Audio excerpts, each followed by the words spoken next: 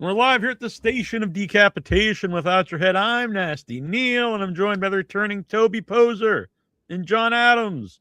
What's up? Hi. Nice to see you. Yeah, nice to see you again. Mother of Flies, I almost call it Lord of Flies. Mother of Flies coming to Shudder January 23rd. Not just because you guys are here and I like you. I love this movie. It's awesome. Thank you. Oh, that's so great. Yeah, man, it means a lot. You know, we've been rocking with you for many, many years. And so it's people like you that get us a little worried when we make a new movie because you don't want someone to say, I like you guys, but that one sucked. So when you wrote us, that really felt nice. Thank you. You're very welcome. So for people not aware, can you give them an idea of what the movie's about? Yeah, Mother of Flies is about a young woman who has a deadly diagnosis, and she goes deep into the woods with her father to seek dark magic from a recluse there. And I assume this is inspired by something personal to either of you or both of you? Yeah, absolutely. Toby and I both had cancer. I had it in 1994. I had lymphoma, and I did a year of chemo and radiation. Toby had a different kind of cancer when we were making The Deeper You Dig. And we thought this would be a great way to talk about all the people that are dealing with that kind of thing. And like the little heroism of being the little parts of life, the tough parts of life, and how each of us deals with these heavy duty subjects. And we could talk about real issues. And one of the ways we wanted to frame it was with a witch doctor, because we were celebrating science. Chemo, I did chemo for a year, and it's a magic potion. I used to call it my magic potion. I used to go get jacked up with my magic potion because it was going to save my life. It was magic. Things like radiation that I did were magic. And then these doctors cut Toby's cancers out of her belly. So we wanted to celebrate all that stuff, the power of fighting, the power of science in a movie filled with blood. And what I liked is both the main characters are they're strong, like facing death or and there's also like a desperation factor, like we'll try anything, but they don't come off like necessarily like they're really desperate. But I thought it was important that they show that they're strong characters. Oh, thanks. Yeah, it also was equally important. This movie was also about the people who love the person who's dying, and facing something really, really dark, because we've been on both sides of that. And that's its own very, powerful journey, loving the person. How do you love that person? What can you do? There's a desperation in that as well. And so we wanted to honor both those stories. Yeah. Because I know Zelda's one of the co-writers and director. You guys make all together. Does she have any input on John's character in the movie too? As you're kind of saying, someone that is there for someone who's going through this. I know she might have been too young for 94, but no, but she's there for all different. This isn't just about cancer. It's about fighting to live. Doing your best to live, but also being comfortable with death coming. You know what I mean? Like death's coming. You know that. But you want to be comfortable, with that, but you want to fight to live. Zelda had a lot to do with my character. She's a great director. She's got a specific tone that she wants from Toby and I. And I really, respect her ideas and the tone she wants, like me as an actor, to give. She's really fun to work for. Something that was really cool about Zelda in this role was she was channeling a lot of the conversations and some stories directly ripped out of John's particular experience with cancer. And in the story, she tells about, the Cindy Duke, the woman she was doing chemo with. And so it's wild to see her channeling these conversations. Like don't you remember when she was 6, we were traveling and we were having dinner at this restaurant, and somehow the subject of John's cancer came up, and Zelda, she was 6 years old. She started kind of crying. We're like, dude, what's up? And she's like, I don't want to have cancer. And the funny thing is, well, it's not funny, but you got to laugh at shit. she does carry the same genetic cancer syndrome that I have. It's called Lynch syndrome. And so when we were, that was part of why we wanted to make this movie, because it became part of her narrative as well. And instead of kind of like being frightened, it felt more powerful and cathartic to just make art, on our own terms. And so she was channeling a lot of stuff in this film.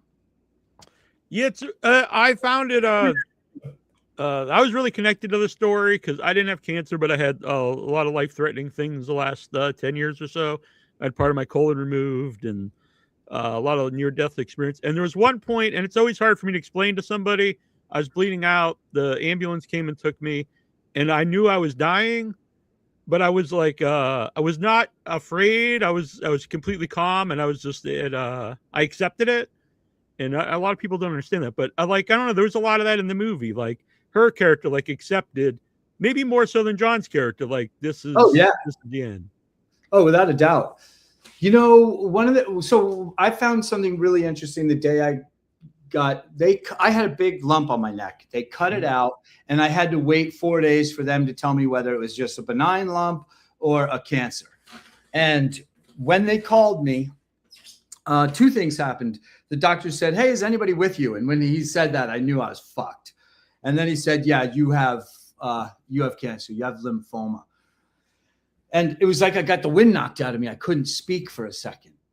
But as I sat there, this sounds very weird, but it's like the way you're talking about your experience. It hit me the meaning of my life, which was, all right, I have it. I'm gonna fight it. Now I just am gonna fight. And there was something very freeing about that, because the cancer wasn't my responsibility. It was just dealt to me. And I took my cards, I opened up my deck, and it was a shitty deck, but I was like, I'm gonna play the game all the way to the end. I'm gonna bet everything from my pot. And that's the thing that we wanted Zelda to portray, is that just like you with your story, it's like the power of acceptance, but it's not like sadness. Like you didn't say I was so sad. You were like, I accept this. But you obviously fought too.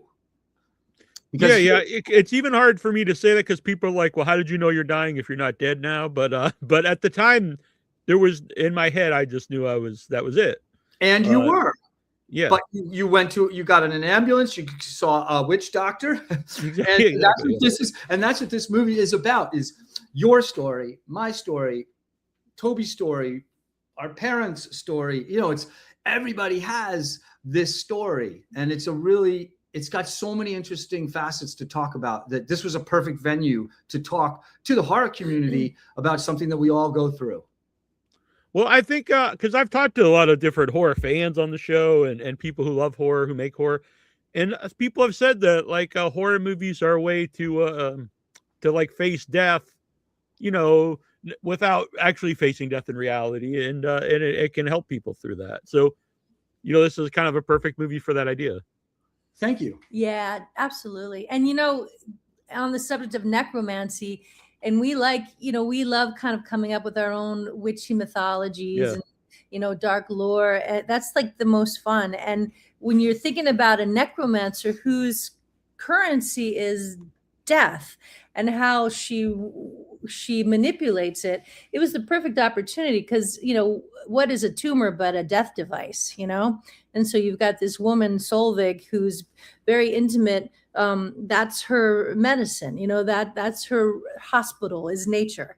And that's her laboratory. And so this woman comes deep into her laboratory in the woods, and with her death device, lodged deep inside her womb. And it was really fun to kind of mix magic through necromancy. I mean, it just was one of the most rewarding, mythologies we've built yet.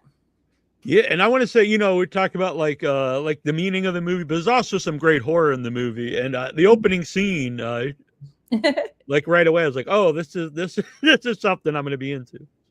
So it was so fun to film that.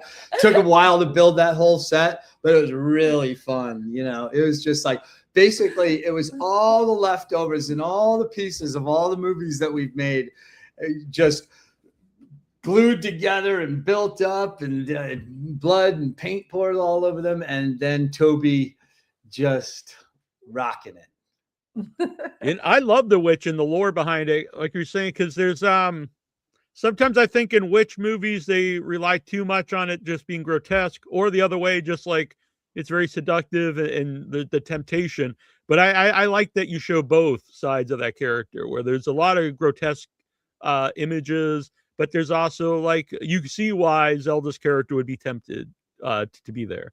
Oh, thank you. Yeah, and it was fun to. I mean, we love witches. That's obvious. Hellbender has witch stuff in it. Deep You Dig has witch stuff in it. We love witches because basically, what a witch symbolizes is powerful women, and smart women, and educated women, and the fear of them. And so this was really fun to slowly unravel this woman's motivations. And also someone who really understands nature is obviously a huge theme in all of our films. We live in the woods, and we have that that's our greatest resource when it's not about like bells and whistles and things money can get you. You go outside and you play in the dirt and the mud and the trees and the moss. And so this was the perfect film to do that and just seek, constant inspiration, whether it's carcasses that we find in the woods, which is another running theme through our films, and just the symbolism in nature of life, death, renewal, the constant cycle of and magic of death, decay, and rot and ruin, and witches know a thing or two about that as well. Who's your favorite witch, Neal? I honestly like this one a lot, but we did a witch show once. I'm trying to think what we had on it. I know it's. I actually like the movie Gretel and Hansel. I thought is an underrated movie. I don't know if you saw that from Oz Perkins a few years ago. Sure. I'd have to really think about that. That's a good question, though. The movie Two Witches is good. How did you like the Witch and Weapons?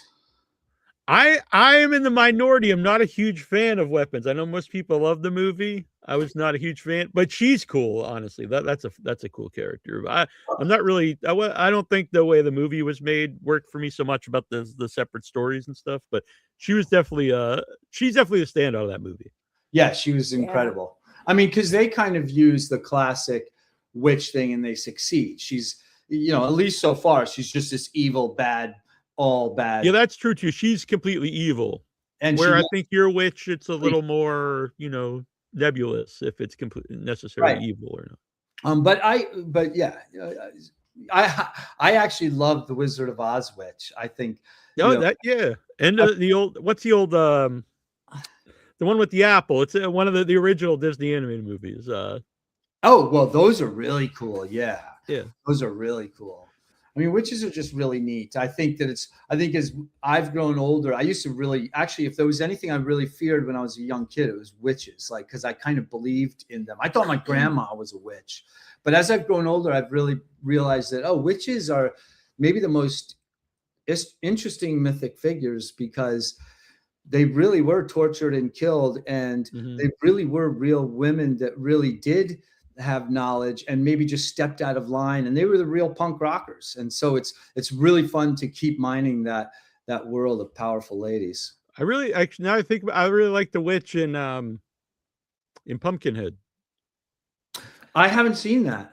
Really? Pumpkinhead's great. I would recommend watching Pumpkinhead with Lance Henriksen. Maybe not so much the sequels, but the original Pumpkinhead. I will.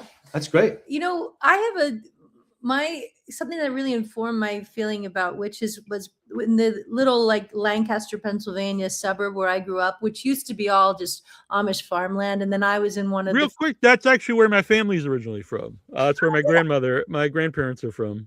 Oh, wow. Lancaster? Yeah.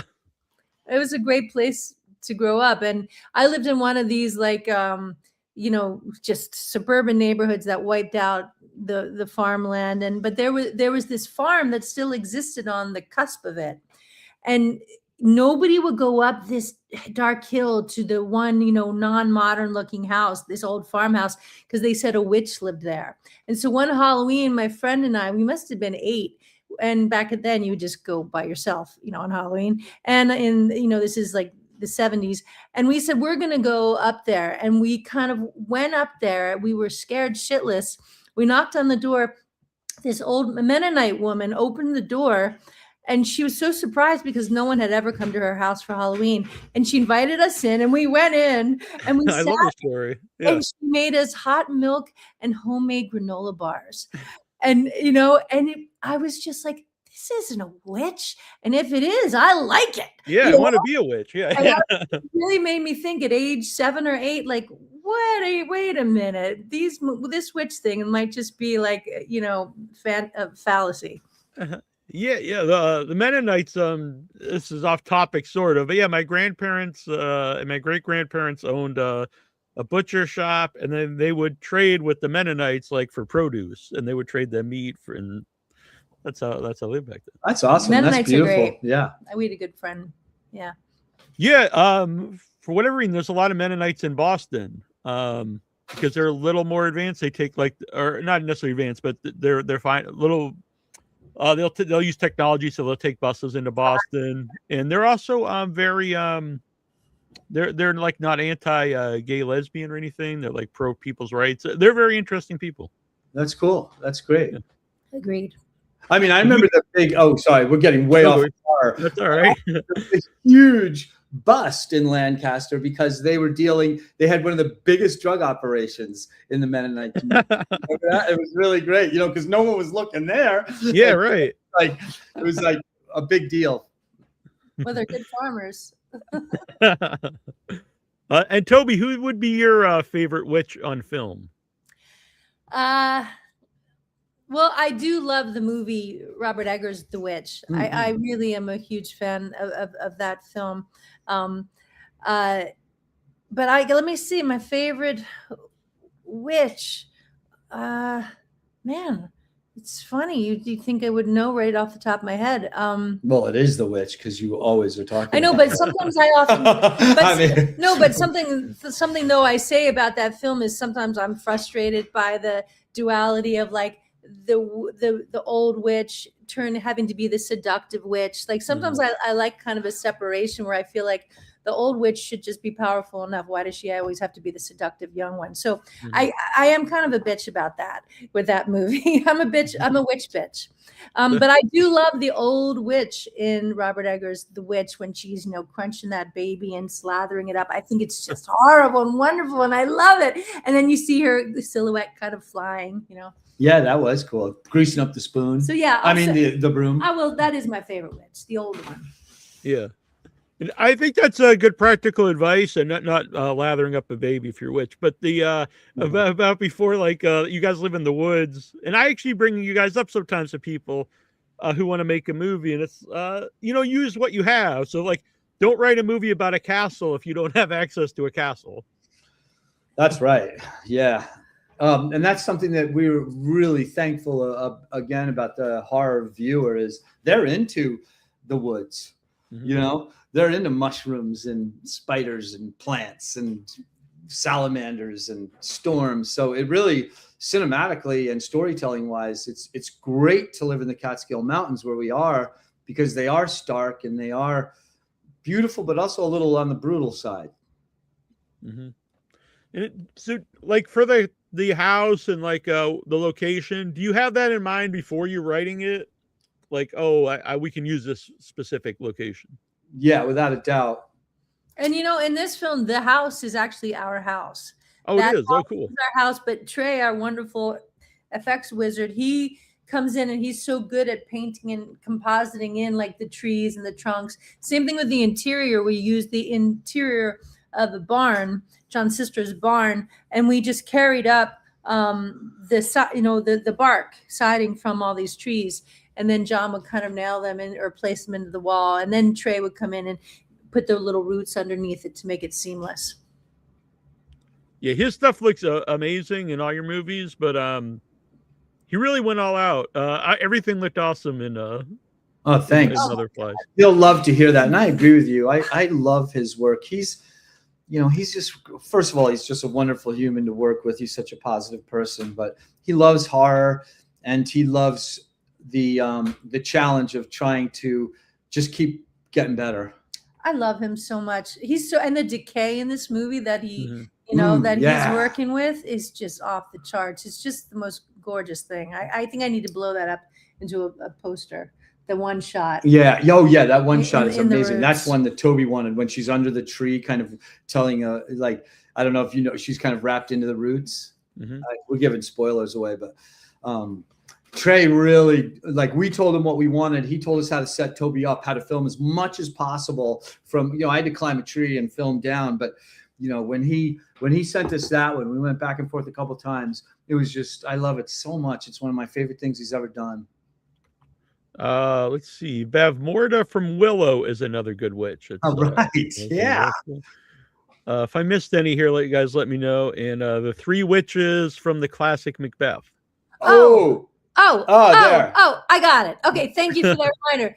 I'm forgetting her name, and I wish I didn't. But in the black and white Macbeth with Frances McDormand and the two brothers that we love.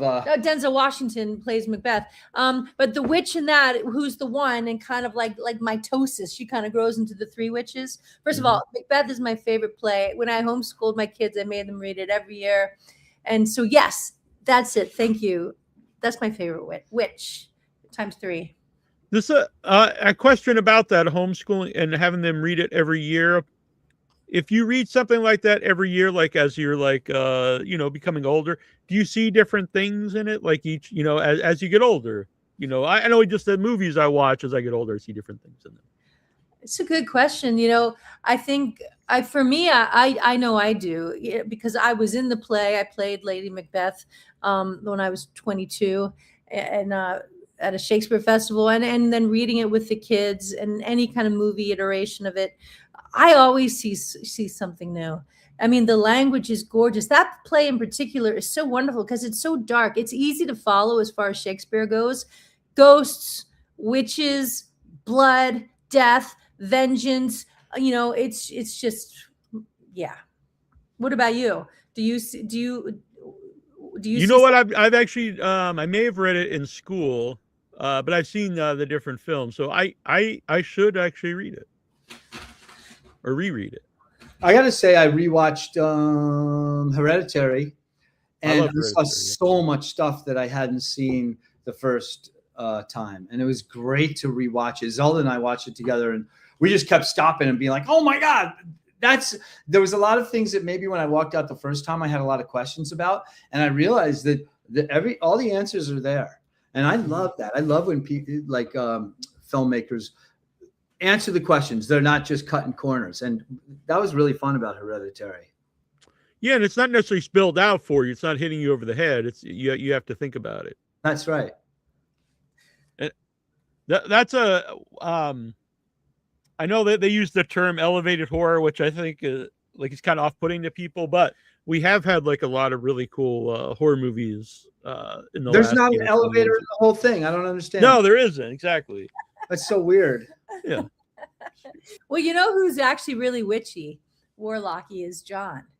Like a lot of the wonderful lore and witch mythology in Mother of Flies, John was just right up there with me in figuring that stuff out. He's got a great witchy bone. Careful now. Well, we see John as a warlock maybe in the future. That's what I'm starting to wonder. Oh my god. Oh, that's pretty funny. I would love to. I would love to have a warlock suit. That'd be pretty great. Warlocks are kind of neat. I love the sorceress in Excalibur. Okay. Helen Mirren. I'm a huge fan of Excalibur. That's one of my favorite movies. Okay, my favorite warlock, even though he might not be a warlock, but I always considered him a warlock, is in Monty Python's I think it's Holy Grail, Tim. Yeah. Tim. That's the only warlock I want to be like. Tim. There's a necromancer in the Northman. Yeah. Willem Dafoe. Oh, and Bjork too. Yes. Right, yeah. He was cool. He was cool. That was good. I liked him. Oh, yeah, it's true. Yeah, that was fun. Yeah. Because I thought that was because you mentioned Excalibur, and I mentioned this on the show. Like I love Excalibur, Conan the Barbarian, and then they're like a lot of the sword and sorcery movies became kind of like very campy. And then Northman is similar to those, where I think it's like an adult sword and sorcery movie. Yeah, really well, enjoyed you know, that. the other movie that's kind of the prerequisite to the Northman is with Mads Mikkelsen, and it's called Valhalla Rising. Valhalla Rising. No, I don't think I've seen that. Oh, if you haven't, you will like. If you It's- like the kind of movies that you just said, you got to go watch Valhalla Rising. It's exceptional. It's by Nicholas Winding Refn, whose name I'm I'm gonna not. write this down. You know, the director of Drive and Okay, yeah. On Demon. Yeah, that is a beautiful, Phenomenal. beautiful film. Yeah. It's true. All right. Yeah, well, because we're doing sword and sorcery week this week on our Thursday live podcast, so I will watch that before then. Great. I know they're not technically horror, but whatever. I don't care. So, a technical question about filming in the woods, because I think people think you use like all natural lighting. Is that the case, or do you still need to do other lighting? Only available light, and we only shoot in flat light too. So if it's sunny, we either wait on clouds or we just don't shoot at all.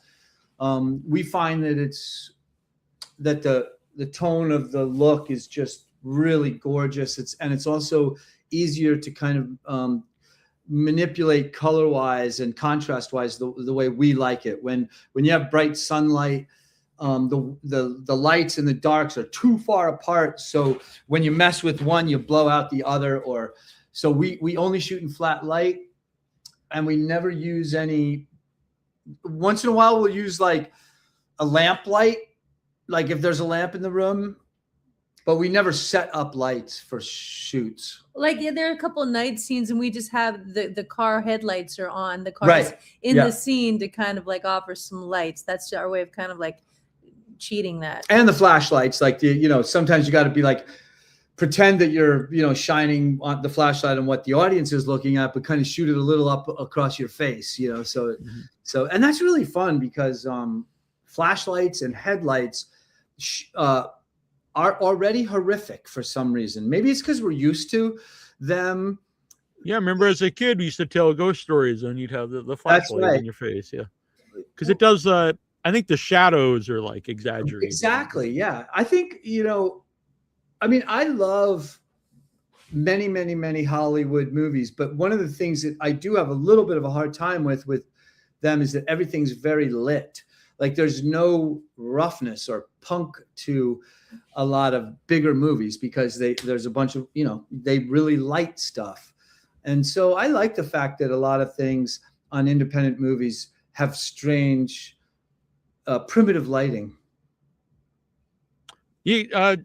Me personally, I'm going to be filming Arbor Day this year in the woods, and two of the people helping me we were talking about how to do night shoots, and if we were going to. How are you going to do it? They had contrasting ideas. One said we shouldn't do any and do everything during the day, and the other person said we would need it lit. So I'm not sure. We went with the shoot like in the last hour of light or the last 2 hours of light when it's very blue, dark light, and then you color correct it down. Now we also had an advantage because this movie's a bit of a fairy tale. Mm-hmm. So it's like we got to have that blue, almost dreamy effect to the night scenes that we wanted because we did want a bit of a fairy tale look. Whereas Arbor Day, you might be looking for reality, but usually what people do with reality is they hang a moon they hang a balloon in the woods, and it has that, that we're all used to look. Yeah.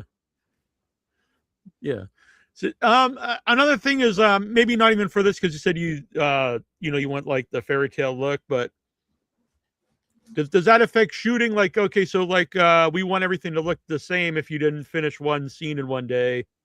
Do you have to wait then for like the light to be right to film again? That's why shooting in flat light, you don't have to, like, you can shoot flat light at 9 a.m. or flat light at 5 p.m. and still just flat light. And so it stays very consistent. Mm-hmm. I really like the contrast, as I mentioned earlier, about like the stuff that's grotesque and like dead, and then like and they're alive. But I also like that the contrast in the dialogue, because you have like realistic dialogue with the father and daughter, and then you've got kind of poetic dialogue from the witch. Yeah, we really like to incorporate poetry similarly to music. Both music and poetry are ways to spur along the story, but in kind of a different style. It's just another way of sort of giving information, but a little bit of a palate cleanser from the typical silence or regular dialogue. And this was a great opportunity to do that, since Solvig is somewhat old, and so you could kind of throw in that more lyrical language. It's funny that you mentioned that too, because that was one of the creative discussions that the three of us had probably throughout the movie, which was the witch is a couple hundred years old, maybe even 1,000 years old. She's old. She's a necromancer. She's been dealing with death for a long amount of history. And so we really had a lot of discussions. Well, how should she speak? And we went with, let's try to make her speak as modern as possible with a little bit of an oddity to it, so that it wasn't too because it's really dangerous to talk too historical, like thou art in the woods of the magician. You know what I mean? It's like, if it's done wrong, it's a real stinker. And so I think the poetry helped us overcome that possible problem, because inside poetry, that's timeless. And there's a slight difference between like when you hear the narration, that does that, like the diegetic with it, no, that there's no rhyming. But then when you're like within the actual action on screen, that's usually spell work, and that has more of a rhyme to it. So we made a little bit of differentiation between those two. Yeah, I really dig the poetry thing. I loved it too. Yeah. And Hellbender music in the movie, if people don't know, it's your band. And do you write the song specifically for the movie you're making, or do you ever write scenes around like an existing song? Generally what happens is when we come up with a movie idea, we immediately start writing the music, all of us. And whatever the movie's about, the music is informed by that. So we started writing a lot of songs. And it's funny, and we knew what the movie was about, so we sung about those subjects, and it was really fun. I love doing that. I think we weren't quite sure whether it was going to be mellow or heavy or hard or danceable or things like that. So I think we wrote probably 20 to 25 songs, and in the end, we only used 5. The music's available for people, outside of the music. Yeah, all of our music's up on Spotify and iTunes, and all the different places. It's under Hellbender, but all the E's are 6s because Satan and stuff. Right. Yeah, and it works out because it's 3 6s, right? It works out so good. I love the way it looks. It's a huge pain in the ass to type. Like we were gonna when you're typing it in. It is. I actually was looking for it today when I was posting on Instagram, and I was seeing you have the music, and I was like, oh yeah, I got to keep putting all these 6s. Exactly. You got to go between the numbers. In fact, we were going to call Hellbender the movie after our band, Hellbender. And when our marketing guys, Yellow Veil, got it, they were like, we love it, but there's no way in hell you're going to call it Hellbender like this, because it's a huge fucking pain in the ass to type it in. Yeah, it makes it very hard to search for, I would assume. Which is kind of cool. We like being Yeah, I like that idea. It's you have to be practical at the same time, I guess. Yeah, but we weren't. Oh well. No. I think usually those are usually two things that people don't have both of, like a practicality and like an art. It seems like they contrast. Right. At least that's my opinion. I could be wrong. And now we're working on the music to our next film that we're filming, and the winter has been just gorgeous to us. So because we wanted to make a really hardcore winter movie, and we've had an amazing winter down here. I hear actually Boston doesn't have snow. It's snowing right now, but I'm on Cape Cod. But okay, but I go to Boston every weekend. Well, cool, because we're gonna. Well, anyway, so we're working on the music now. It's Way more, actually, way more snow this year than the last. It used to snow all the time when I was a kid. The last 10 or 20 years, not much snow at all, but more snow this year than lately. Do you have snow on the ground right now? Yeah, it's snowing outside at the moment. So. All right. Well, shit. We might have to get up there. We want to film. Actually, you know him, Justin Julio lives. Yeah, he's great. And so we kind of want. He's going to be in our next movie. So we were trying to decide whether to go up to Boston to film him or get him down here. So he said it wasn't snowing that much. Maybe he's just Justin. If you're listening, now I know it is snowing. Yeah. It's snowing right now. I don't know about in Boston. I think it's snowing. That's why I went to Boston last night instead of today. But well, plus I was doing the interview. But I knew it was supposed to snow. People don't tune in to listen to snow talk, but but I like this, a winter movie. What can you give any information about it? Yeah, I mean, we love making Mother of Flies in the summer. It's a real summer movie. We have a couple scenes from the fall. And what do you think, Tobe? Why were we so interested in cutting another winter one? I think this one in particular, this movie takes place over the course of one day. So it was a really cool kind of shift for us and it was a great exercise in urgency and just continuous, escalating terror. And the winter's good for that. So this is about one very, very, very bad day in the life of a small town sheriff and deputy. Yeah, and we learned a lot. We really loved Mother of Flies and loved Mother of Flies and loved making it and got to talk about a lot of things we wanted to do, got to do special effects that we really wanted to do.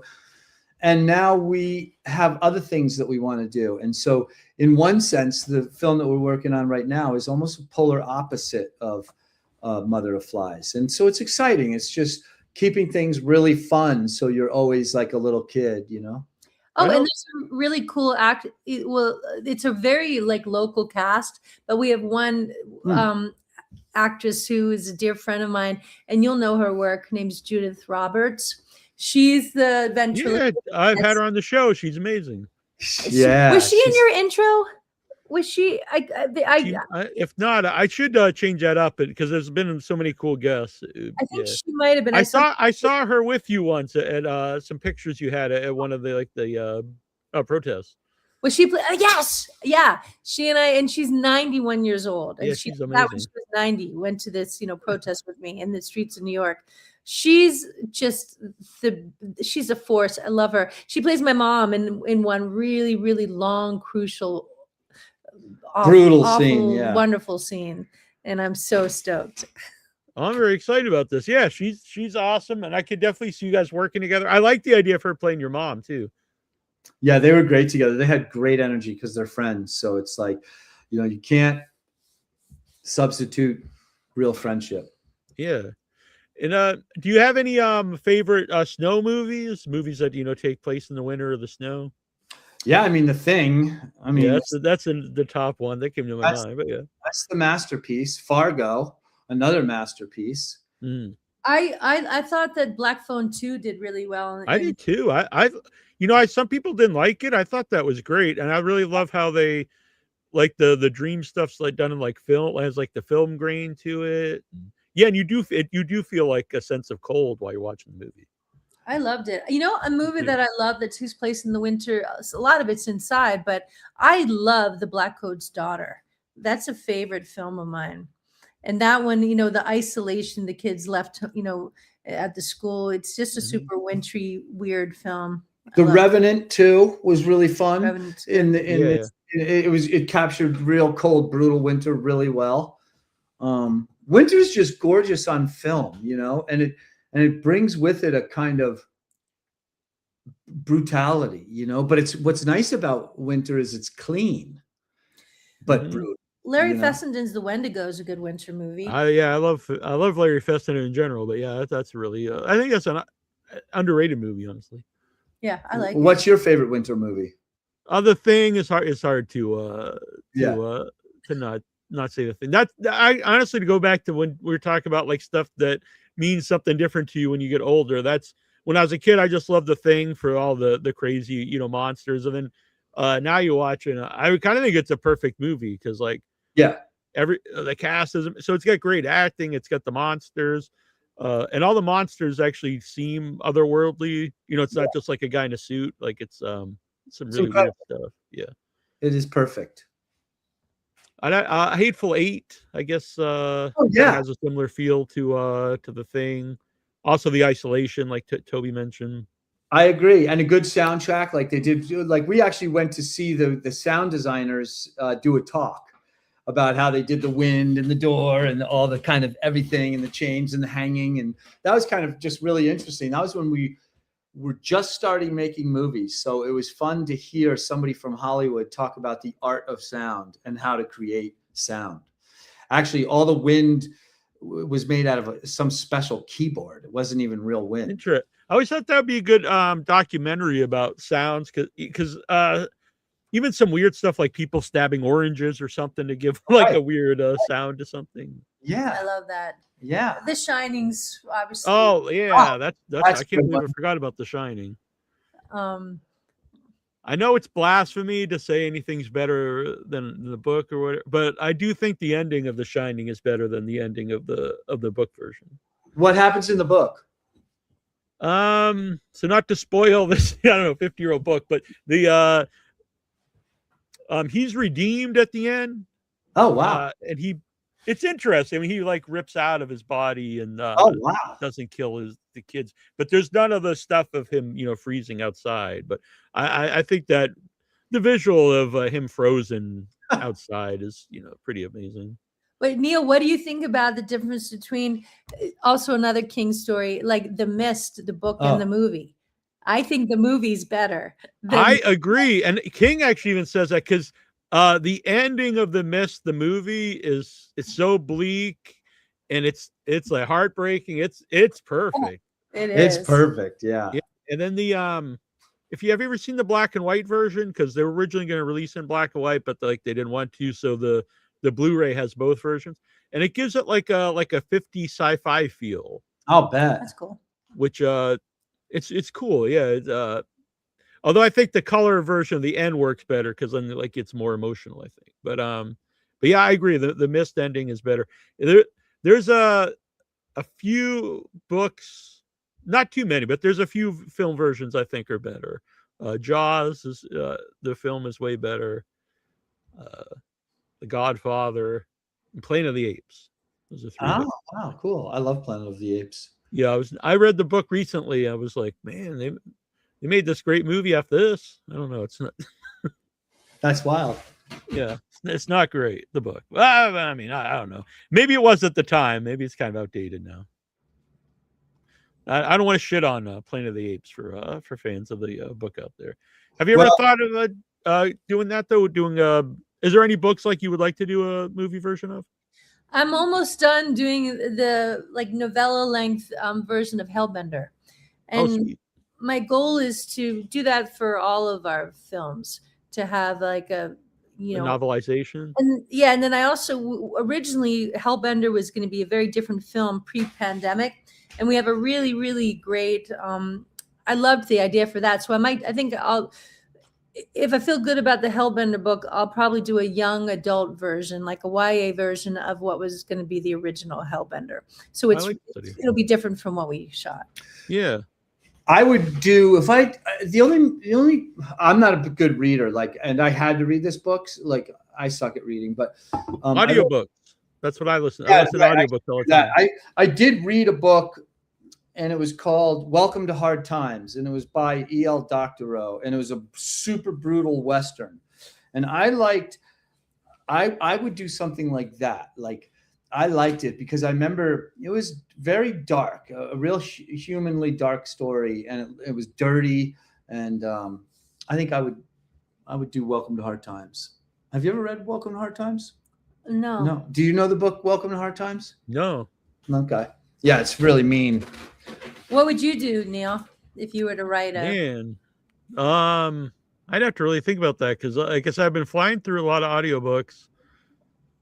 During the pandemic, when I started walking a lot, I started listening to audiobooks, and so I listened to I went through like all the King novels. I do wonder why they remake so many of the same King stuff. Like there's like endless Carrie movies, and like there's a lot of good King movies or books have not been made into movies.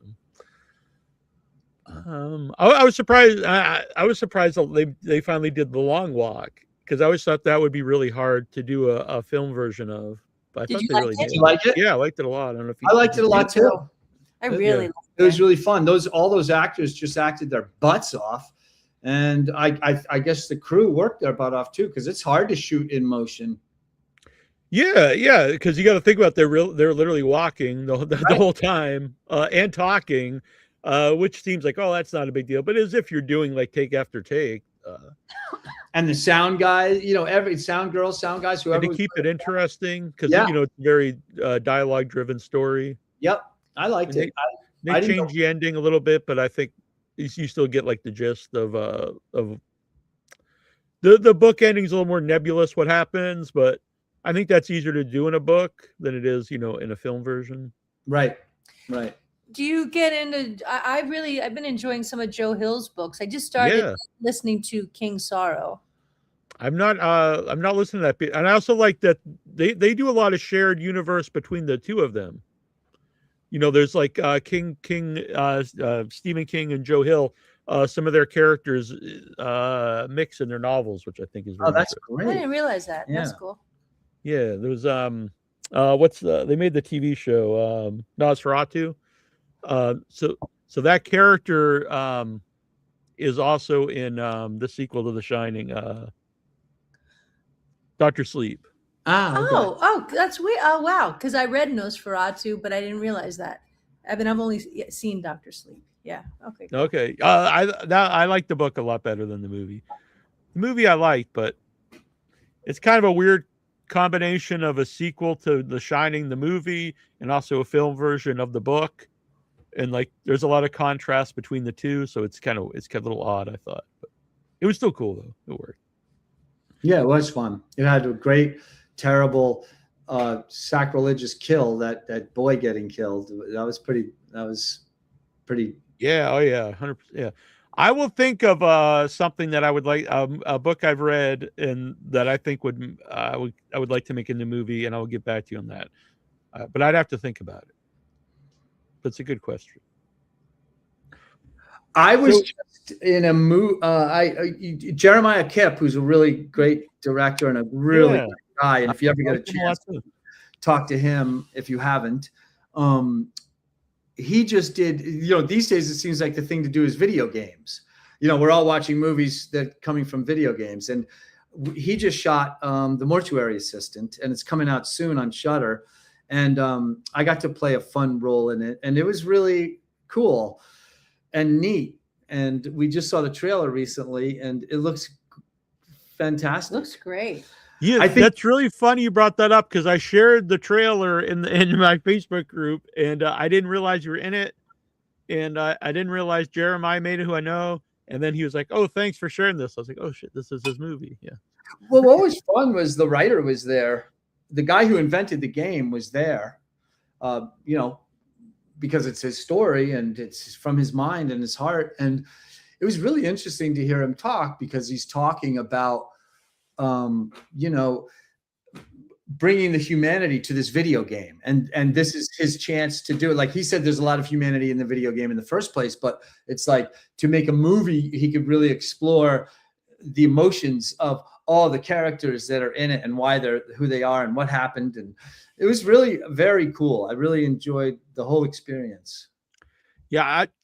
I'm not a video gamer. I haven't played since like the Nintendo 64. So like, so I don't know, like Ghosts and Goblins or something, but my brother's a big gamer and he's older than me, but he says like, the video games have like great stories. Like, just as good as like a lot of movies, or better, I guess. I didn't know that either. I haven't played a video game since Asteroids, so that'll date me. Right. Yeah. We've been enjoying the movie. The show Fallout. Oh yeah. Which I know that's got great horror in it. Do you know that show or the? Yeah, I've not watched it though. I need to. There's so many good series out there. It's hard to watch them all, but it is nice that you can binge watch stuff now. Yes. You used to be, if you'd miss a series, like basically you just would never see it, but now you can go back and watch them. Well, apparently they're bringing back our favorite, which is about the forming of the FBI. What's that one called? Mindhunter. Oh, they are Mindhunters. I keep reading that they're doing another season. Is it not true? Oh, bummer. I don't know. Yeah. Okay. I thought they were going to. Yeah, I love that. That show's amazing. And did you see they just made a movie, Ed Kemper, about Ed Kemper's in the movie. I mean, in that show. It's good. I would recommend it. It's weird, but not that I don't want to talk about serial killers here, I guess, but it's a weird combination. Ed Kemper, the real serial killer, he went on to read audiobooks. Like, he actually narrates a bunch of audiobooks from the 80s and then eventually they stopped him from doing it. But I think you could still find them. Like, he did one of the Dune books and stuff, which people just didn't know at the time. Like, they're listening to like a serial killer reading this book. I find it interesting, but yeah, I don't know. So, Mother of Flies, do you guys film any like BTS for like either like eventually if there would be physical releases or if there would be like special features on platforms? Because some of the platforms are starting to do that. Yeah, absolutely. Yeah, we have a lot of behind the scenes videos and pictures. I love them. In fact, I got to get your phone and get some of your stuff off of your phone that I shot. Yeah, Toby's the best at. She documents everything we're doing, and it's really fun. And I forget all the things that have happened. Like you're done with your movie and it comes out, and then Toby plays us the little documentary of everything that happened, what the weather was like, what we were laughing about, what we were eating, what was going wrong. It's nice to have that stuff. Yeah, even if it's just for you. Yeah, without a doubt. Another great movie to know is Dead Zone. Yeah, Dead Zone's really good. That's actually one of my favorite Stephen King books. What were you saying? I'm sorry. I just have to go back and watch Dead Zone. I haven't seen that for a long time. That's a redo, I think, for me. Fearless Vampire Killers, Lots of Snow. Nice. That's a fun movie. So, importance of film festivals, and what was it like to watch Mother Flies? At the festivals. It was one of my favorite festival. I mean, actually, all the festival experiences are great. We live for going to festivals and meeting everyone and talking to them. And this one in particular was cool because of the like personal nature of it. A lot of people came up and told us their stories, and that's wonderful. Just to have that kind of community bonding, it makes an already wonderful experience even tastier. And we've met a lot of great people, and hearing their stories has been it's been beautiful. And with everything that's going on in the world, it's so nice to be able to go to Denmark and Poland and Mexico and all these places and have a real community of people that we're all friends with, because we're all into this for art and the humanity of what we're talking about. So this was just a great time to be able to travel around the world with this film and be invited to all these terrific countries that we're friends with, and people that we love, and it meant a lot to us. And it's got it has themes that everyone would relate to, no matter what country you're in. Yeah, without a doubt. And that is and was really fun about this tour, is all the friends that we made and all the stories we heard, and like from all different angles, from everywhere, from the magic to the disease aspect, to the father-daughter aspect, to the witch, so yes, it's a great way. One of the things we love, like you go up to Canada to be in Fantasia, and what's nice is you're really a part of their community for like a week. Then you go to Denmark and you're in Copenhagen, and you get to be a part of that community for a week, where you're only hanging out with Danish and having those conversations. So it's a great way to travel the world and just have a really terrific time with really great people. And I don't know if do you feel this way, Neal? Like, okay, you make a movie, you show it around, lots of people see it, and then you realize, oh, that's what my movie's about too. Yeah, you don't realize yourself. Well, that is the coolest. When once the film is out of your hands in front of other people's eyes, it's like a child you have to just put out into the world, and people are going to perceive it differently. And I'd love to learn about that child once it's on its own. And you also realize how smart people are, because they'll say really smart things like, "Oh, your movie's like about this." And it makes you feel more. Yeah, of course. Yeah, smart. You're like, and then we bullshit our way out. Yeah, that's exactly what I was going for here. But yeah, because along those lines, the first thing I did was a short film, Umbilicus Desidera, about the loss of my belly button, and to me, it was like I made it when I was actually very sick, and the humor helped me get through that. But it's also just silly to me. It's a mockumentary. But then I went. It was the first thing I traveled with to the festivals, and a friend of mine watched it, and she was like, "Oh, she thought it was a metaphor for the loss of our friendship." And then we started talking again, and when I first heard that, I'm like, "Oh, it's." But then you think about, well, I don't know, maybe it is about this. It's definitely about the loss of something. That's right, 100%. I mean, as writers, subliminally, you're always kind of regurgitating things that are deep within you, and sometimes you don't realize that you're just telling those stories through the lens of something else, which is cool. That happens. We always do it. That happens with the lyrics to our songs. Like sometimes I'll think I have written a song about something, and then a year later I'm like, when kind of you realize what you were going through, or and you look back at the words and you're like, holy shit, like that was so prophetic, the words to this song, so that's actually, I've interviewed a few musicians, but I've always wondered for people who sing a lot of the songs for decades, so if you wrote something when you're in your 20s and then you're singing it in your 50s or whatever, do you sing it differently because you're a different person, or does that make you just feel like you did when you're in your 20s, if the angst of your 20s? Or good point. Think of Johnny Cash. Well, and the stuff he's doing with the American recordings. He's old, close to when he's going to die, and the way he's singing those songs is damn.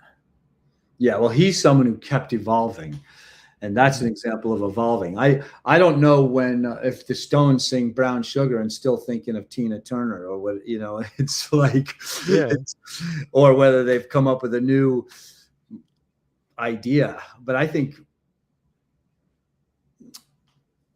that's when you're really cool, is when you can evolve, like Johnny Cash. Yeah, I've friend. Someone told me they went to see Willie Nelson recently. They said it was one of the best concerts they've been to, and another person that's been around for so long. I'll bet you. Yeah, I mean that he's a great example of someone who evolves. Yes, absolutely. And quick too about the festivals before I forget. It was what I found interesting, seeing festival movies, and you get to see stuff from all different countries, and I've noticed so when I see Asian movies and American movies, anything about ghosts, there's always a point where the people have to accept the supernatural or not. But in Asian movies, that doesn't exist because everyone, the culture believes in spirits. And I find that very interesting, because you just have to skip that segment of the movie. It's just they there's already an understanding that spirits exist. That's so neat. Have you seen the movie Exuma? Yes. Yeah. Yeah, that's that you go right in, and you're just no, it's these are, I think that's when I kind of came up with that idea, actually, when we saw that. Yeah. That's so we did the review. Well, can you tell us a little bit about Arbor Day and what's going on with, I mean, whatever you can talk about? Yeah, sure. So Arbor Day, it started, I had the idea in 2012, and it was just going to be a silly comedy. And then my brother retired last year. And so I was like, we should make this as a short, just, me, my brother, and a couple of our friends. And so I wrote this short script. My brother, since he retired, he started making props, and like they were really cool. And so it inspired me to keep writing more stuff and expanding like the mythology, and I started writing more characters. And then some of my filmmaker friends volunteered to come out and shoot the movie. And then I was like, oh, now it'll be like with a real camera. So you should probably, look. Anyway, it expanded to a feature film.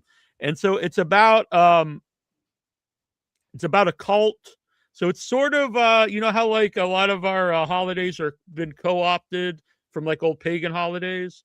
This is kind of the reverse of that, where a cult decides to trick everybody, and they invent Arbor Day, where it's their ancient holiday where if you plant a tree, an evil spirit can be born into the tree. And so they just make Arbor Day to fool people years ago to so their demonic trees can be born. And so my character Steve and his friends are all like board gamer people, and they have to fight the demonic trees in the cult of Arbor to save the world. So. Fun. I love tree So art. do you That's do? so cool. Do you do the period piece stuff? Yeah, that's in the script. So let's see. But there's so one of the characters was always going to be a puppet, Master Zog, and so the person who's going to make the puppet backed out of the movie, and so I was like, can I make a puppet? I don't know, never made a puppet, so I made Master Zog here. It's great. Thank you. And he's the whole thing. He's got arms and legs and everything here. You made that? Yeah, it's all hand sewn. Here's the prototype, which was made out of an old seat cushion and in like a to-go box from Market Basket. And I was like, oh, it works. And so that's sort of what this guy is underneath. And then I made a little thing for his eyes, so his eyes can blink. I love his eyes. That's incredible. So yeah, that was and now my kind of idea is like most of the creatures will be puppets. So sort of like like Labyrinth or Never Ending Story, only on no budget. So they're all going to be handmade puppets by me. And my brother's done some stuff too. That's so cool. Like, it's weird, but everyone that I've shown the script to and talked about with likes it. So hopefully it works out. Yeah. So your hat's pertinent. It is. Yes. How did you? You said about when you guys started making movies, like what was the inspiration for that? Like I know you're both actors, but when did you decide like let's make movies together? In 2009, we'd been living in Los Angeles, and I just hit 40, and my acting career really was tanking. And it was just like I couldn't get arrested, And so John kept saying, you know what, we should like write our own movie. And he was on this fun like rock and roll reality show, so he was seeing what it was like with the crew and cameras, and he had a curiosity about that. So we just said, fuck it, let's not wait anymore. Let's make our own movie. So we wrote a script. It was meant to be a dark Western, like ghost story, like bloody and brutal. And we decided to take off for a year. We got an old RV and we did take off in 2010. The girls were 6 and 11, and we shot this movie. And it evolved from being a dark Western to a contemporary dark story, where we were not ready to kill the kids. So it just became a kind of a drama. But that's how we started. So 2010, we just shot this first movie, Rumble Strips, and we fell in love. We never stopped. I love that story. And most of those movies are out there. They are. All those movies are out there. Yeah. And where can people follow you guys to see what you're up to? Mostly on Instagram, adams.family.films, or individually. I know John does Facebook. Yeah, I'm on Facebook, just John Adams. It's a hot rod and a flag as the icon. I'm Toby Poser. And yeah. Oh, and like our music is on like iTunes and Spotify and Amazon or whatever. And we're Hellbender with 6s, Aziz. Do you ever see any of your movies in like a shared universe? Explain what that means. So like one movie. Would like Hellbender exist in the same universe as Mother of Flies? Oh, that's a neat Oh. idea. Yeah, I've thought about that idea sometimes. I think it would be fun. I mean, yes, I love that idea where like a character from like Hellbender walks across into like our next movie or something like that. I think that that's really a fun idea. I mean, it might be a little egomaniacal to do that, but it could be really fun. I mean, the truth is it's always the four of us in the movies, so it's like right. It would be hard to actually film it. Yeah. Unless you play, you'd have to play all the same characters, I guess, but that's kind of fun. fun. We also have a movie, Fairy, that we just Oh, didn't yeah. complete because it just wasn't cutting it. But we shot it, and that was another summer movie. And I think that could be turned into a found footage piece. Like if we incorporated that into another film, I think we could finally make use of that film in a better way than what we had set out to do. Yeah, that's true. My Valentine is here, Ashley Cummings. Hello, Ashley. And since all your movies are about, not all of them, but most of them are about like magic and very spiritual, are you, is that like what you guys are about? Like in reality, do you believe in magic and spirituality? I'll speak for myself. I'm about as human as it gets. I'm probably the most opposite of spiritual. I think my whole thing is like I'm lucky to be a human, and I'm gonna die, and that's okay. That's my spirituality right there. I don't follow any kind of structured, organized religion, but I do have an affinity for nature, and I'm a big believer in the invisible power of love, and so I guess that's my religion. I really believe in like kindness and loving everybody, and sometimes that kindness has to wield a strange sword. I don't know. I guess I won't elaborate on that, but I do believe that there's this beautiful goodness in the world, and that, yeah, I guess I'm a love. That's my religion, is love. You know, we addressed this subject in Mother of Flies. We agree, Ashley. We address this in Mother of Flies. It's like, look, life is this gift. Like here we are talking to you. This is a gift that Toby and I are looking out at the snow, that we're alive, that we breathe, that we're in love. That's just a gift. We don't have anything to do with it. There's a circle. Life and death are a continuous circle. And I think that we talk about that, and I know we talk about that in Mother of Flies, which is having faith in the beauty of it all, in the beauty of life, even though it can be brutal, and in the beauty of death, even though it could be brutal too. But it's like, it's what's coming. You have to have faith. I think religion tries to answer all the questions so that you can not be scared. But I am not scared, and I don't have any answers about it.